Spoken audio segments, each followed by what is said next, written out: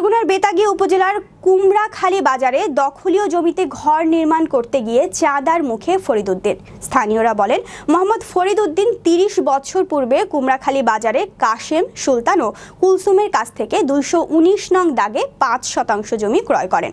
বর্তমানে তিনি ওই জমি ভোগ দখলে আছেন। জাহাঙ্গীর বাহিনী ক্ষমতার প্রভাব দেখিয়ে কুমড়াখালী বাজারে পানি উন্নয়ন বোর্ডের জায়গা দখল করে ৮ থেকে ১০টি দোকানপাট সহ পাকা ঘর নির্মাণ করে আছেন।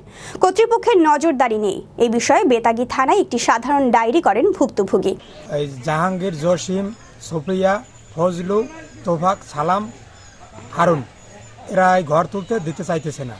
এরা টাকা চাইতেছে, টাকা দাও ঘর তুলবা, নাহলে টাকা না দিলে ঘর তুলতে পারবে না।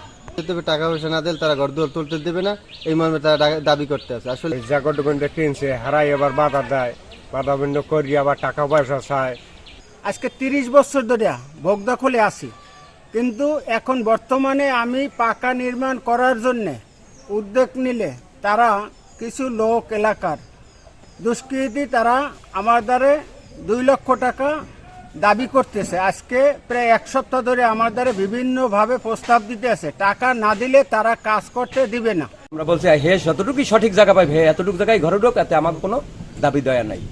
হে বেশি আর বেশি জায়গা ঘর উঠাইতে পারবে না, আমার এই জন্য।